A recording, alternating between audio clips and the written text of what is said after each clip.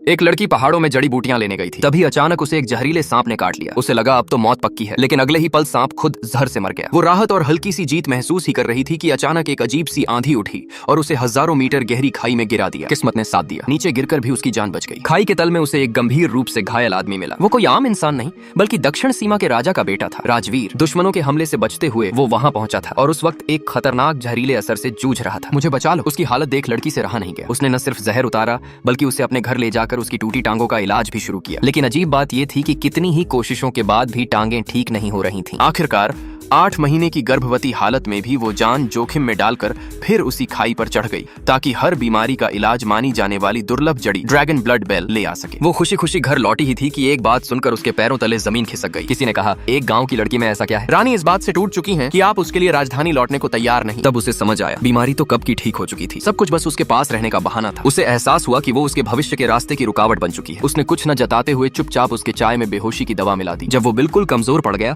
तो dragon blood bell उसे सौंप दी, एक आखिरी याद के तौर पर। दिल टूट रहा था, फिर भी उसने सिपाहियों को उसे ले जाने दिया। जाते जाते बस यही कहा कि अब कभी वापस मत आना। लेकिन कहानी यहीं खत्म नहीं हुई। कुछ ही समय बाद उसके गांव पर डाकुओं ने हमला कर दिया। आग, लूट और कत्लेआम, कोई जिंदा नहीं बचा। जब वो वापस पहुंचा तो सिर्फ राख बची थी। गुस्से और दर्द में उसने सभी डाकुओं को सख्त सजा दिलवाई। 8 साल बीत गए। वो अब भी अपने बीते परिवार के गम से बाहर नहीं निकल पाया। सत्ता में पूरी तरह जमने के बाद उसने अपनी दिवंगत पत्नी की तस्वीर के सामने विवाह की रस्म निभाई, ये तय करते हुए कि जिंदगी भर पश्चाताप करेगा। उसे नहीं पता था कि वो जिंदा है और उसकी एक बेटी भी है। उस आग ने उसकी आवाज छीन ली थी और धुएं ने शरीर को अंदर तक बीमार कर दिया था। डॉक्टरों ने साफ कह दिया, 3 महीने से ज्यादा नहीं। मरने से पहले उसकी बस एक चिंता थी, उसकी छोटी सी बेटी। मजबूरी में वो उसे लेकर राजधानी आई ताकि उसे सुरक्षित हाथों में सौंप सके। उसी दिन वो अपनी पत्नी और बच्चे की याद में पूजा करने जा रहा था। उसे देखते ही वो पहचान के लिए दौड़ी, लेकिन सिपाहियों ने हमलावर समझकर उसे बेहोश कर दिया। बाद में जब उसे बताया गया कि ये सब दिखावा था तो वो खुद बाहर आया। बच्ची को देखकर उसका दिल पिघल गया। उसे अपना अजन्मा बच्चा याद आ गया। उसने चुपचाप चांदी की एक थैली फेंक दी। बच्ची ने साफ कहा, मुझे पैसे नहीं, माफी चाहिए। वो बिना कुछ कहे चला गया। माँ की हालत बिगड़ती गई। अस्पताल में डॉक्टरों ने कहा, अब सिर्फ ड्रैगन ब्लड बेल ही बचा सकती है। समस्या ये थी कि राजधानी में आखिरी जड़ी उसी के पास थी